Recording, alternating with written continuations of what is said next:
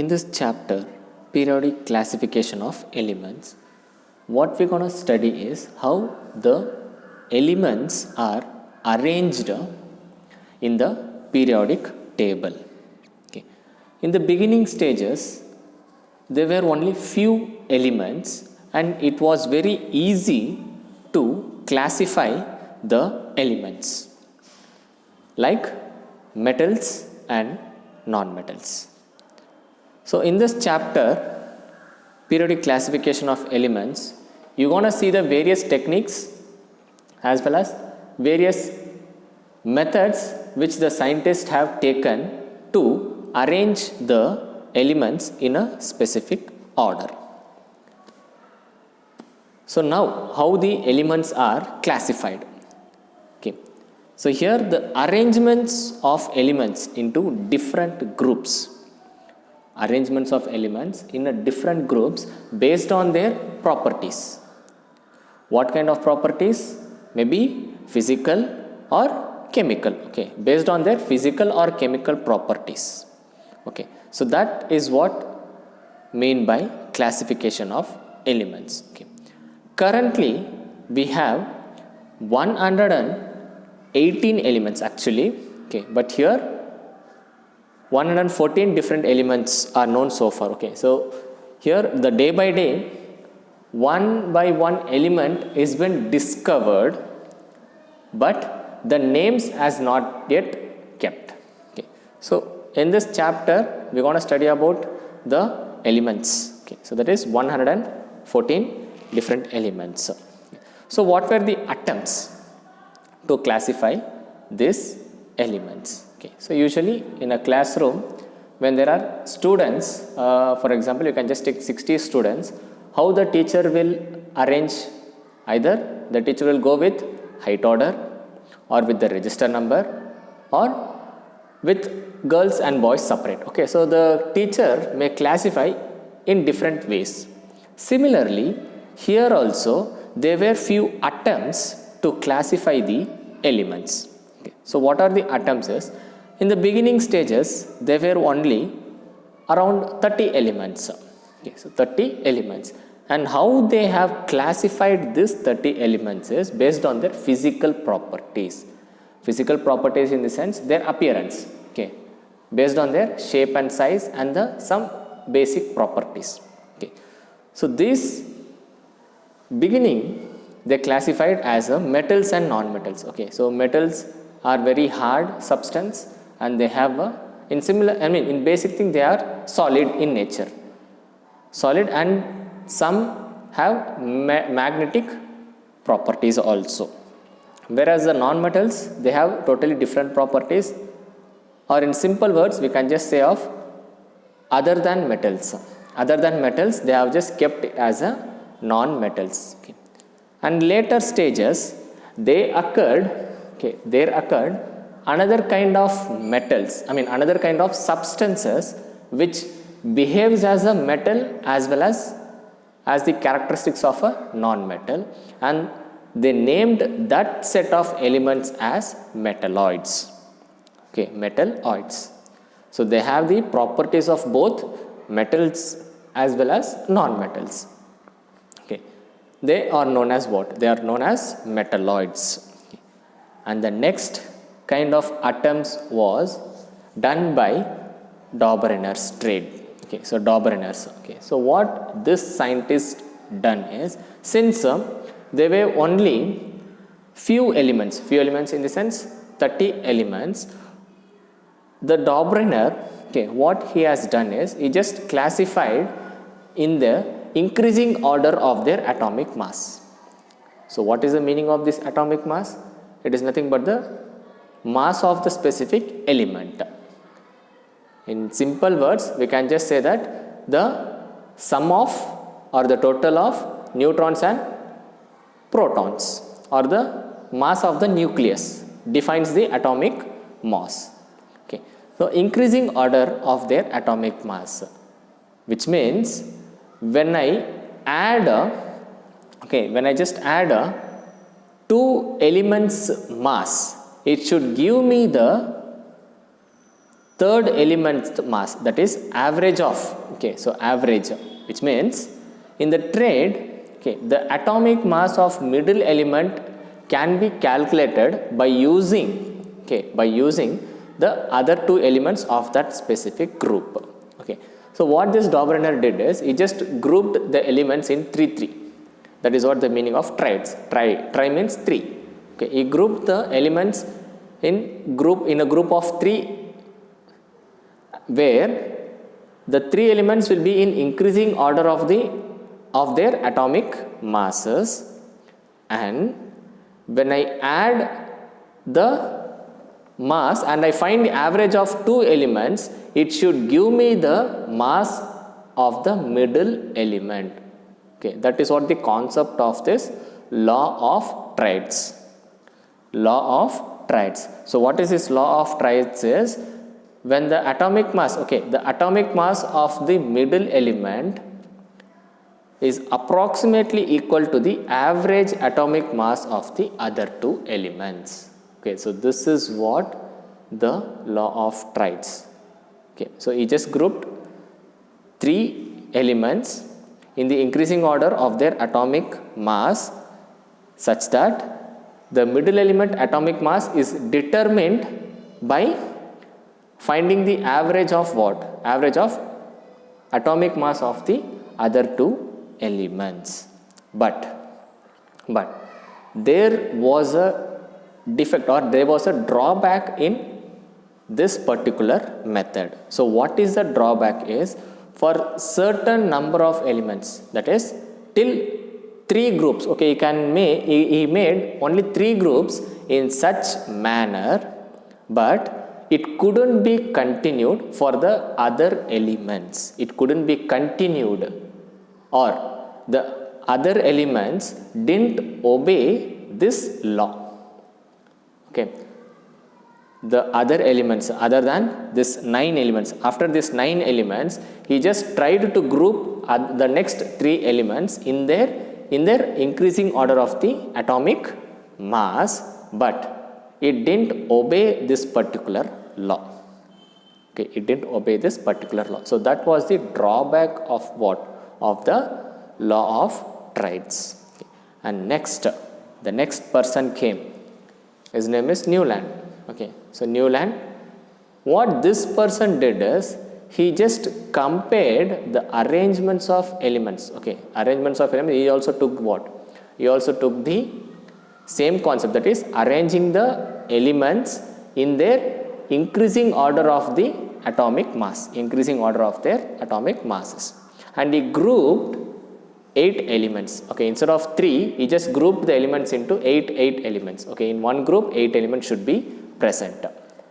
Okay, in one group 8 elements should be present, and he just named that as law of octaves. He named that as what? Law of octaves. Okay, and he just compared that law of octaves with the musical notes, that is sa re ga ma pa da ni. Okay, he just compared this with the musical notes, that is sa re ga ma pa da ni. Okay, in which the 8th element, okay, the 8th element has the same property of the first element. The 8th element had the same property of the first element. Okay, so that is what the law of octaves, which means when the elements are arranged in the increasing order of their atomic masses into octaves, then there was similarity of properties in every 8th element. That's what I was saying. Okay, so every 8th element has the similar property of the first element.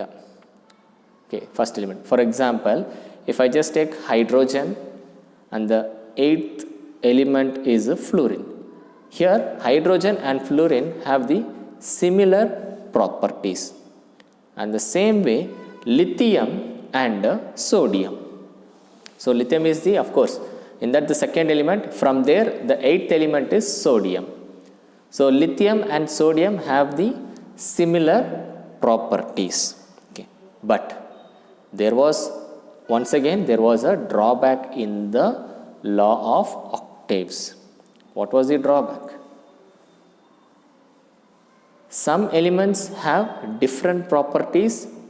Okay, some elements, that is, what is the law of octaves is saying? That every 8th element will be having the what? Similar properties of the what? Of the first element, isn't it? But here, for few elements, it was not the same. For few elements, it was not the same. That is, here, the cobalt and nickel have different properties which is not similar to the element fluorine. Cobalt and nickel are what? Have different properties which is not similar to what? The fluorine, which is the first element from cobalt and the nickel. Okay, so that is one drawback. And the another drawback is all the known elements and elements discovered later could not be correctly arranged into the octaves. Okay, so Newland, what he did is he just fixed, okay, these are the total elements in the universe or in the earth. Okay, these are the total elements which is present on the earth, and he didn't give spaces or empty spaces for the newly discovered elements. That is one drawback. Another drawback is, for the cobalt and nickel have different properties. Yes, have different properties when compared to what? When compared to the fluorine. Fluorine and cobalt, nickel, all these three elements had different properties which didn't obey the law of octaves. Law of octaves. And the third person, who is Mendeleev's. Okay, so Mendeleev's. So what this Mendeleev's did is, okay, he used the same technique, but how did he arrange the what? How did he arrange the elements? Okay, he used a different method, that is, the properties of elements are periodic functions of their atomic masses. Okay, so law of Mendeleev's law, what this Mendeleev's law states is, the properties of elements are periodic functions of their atomic masses. Periodic functions of their atomic masses. That is, which all elements have similar properties, they are placed in one specific group. And whichever elements are not similar to that, they are placed in the another group. Okay, just like he divided it as just like in the classroom we divide, right? A section, B section, like that he divided it into A, B. Section A and section B, and some elements which doesn't react. Okay, some elements which doesn't react, he just placed that elements in the last group. Okay, in the last group. Here, this Mendeleev's periodic table. Okay, so what this Mendeleev periodic table? Okay, actually, he is the person who just partially framed the periodic table. Partially framed the periodic table. The other two persons, that is Dobereiner and Newland, they just initiated, and that is Mendeleev's approximately, that is partially just framed how the periodic table looked like. Okay, so here he introduced the rows and columns, where the rows are called as the period and the vertical columns are called as what? Vertical columns are called as groups. Okay. In the beginning stages, when Mendeleev started to frame the periodic table, at that particular time there was only 98 elements. At that particular time there were only 98 elements. So how these elements were classified? Okay, he also took the same concept, that is, he arranged the elements in their increasing order of their atomic masses, and also the elements with similar properties. He took two conditions. One is the increasing order of their atomic masses, and second thing is the similar properties. Whichever elements have similar properties, they are also grouped in one particular thing. Okay. Now, here he arranged and he had 6 rows and 8 columns. He had 6 rows and 8 columns, and that each column is having A and B, that is 2 parts. Okay, each 8 column had the 2 parts. Okay, that is, the groups from 1 to 7 had subgroups. That is, subgroups like A and B. A and B. Whereas the 8th group had only 1 column. The 8th group had only 1 column. Okay. Such that each elements having similar properties were placed on the same group. Elements which are having similar properties are placed in the same group. In the same group. Okay. Now, what were the merits of Mendeleev's periodic table? Okay, so Mendeleev's periodic table. So here, first thing is elements. Here, how they are arranged, he took 2 conditions. What is that condition?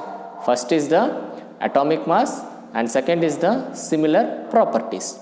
So that is one merit and made him to arrange the elements in an easy manner. And second thing is, some spaces were given for the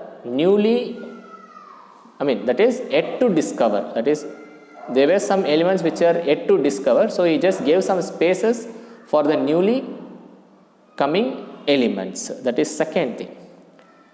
And the third thing is the inert gas elements. Okay, inert gas elements which are not reactive. Okay, these inert gas elements are not reactive. They are placed in the last of the periodic table. Last in the sense last group. These inert gas elements are placed in the last groups, such that these elements will not affect the further discovered elements. Okay. Now, what are the drawbacks of this? Okay, the drawback of this is the position for the isotopes is nil. That is, the isotopes like hydrogen, carbon. The hydrogen and carbon have the isotopes. That is, what are isotopes? Same atomic number but different mass number, isn't it? So, isotopes are nothing but same atomic number but different mass number. Here, since Mendeleev took the atomic mass, that is a mass number as the arrangement for these elements, it was unknown for the isotopes. It was unknown. The position of isotopes are not fixed. And the second thing is, the position of hydrogen is not fixed. First thing. Okay. Position of hydrogen is not fixed because it belongs to what? It belongs to metals as well as it belongs to non-metals also. Hence, hydrogen position is not fixed. Second thing is isotopes. There were no places or there were no position accommodated for the isotopes. Example, hydrogen and carbon. So, hydrogen has 3 isotopes as well as carbon also have isotopes. 6 isotopes. Okay. And the elements, since the elements are arranged in their atomic masses, some element had the places which could be occurred before. That is, cobalt is placed before nickel. And potassium, the position of potassium is also what? Interchanged. Okay. So, there are some drawbacks with the Mendeleev's periodic table, but he is the first person, or Mendeleev's partially he just framed how the periodic table looks like. Okay. So, in the next video we are gonna see what are the other methods used to frame this periodic table. Thank you.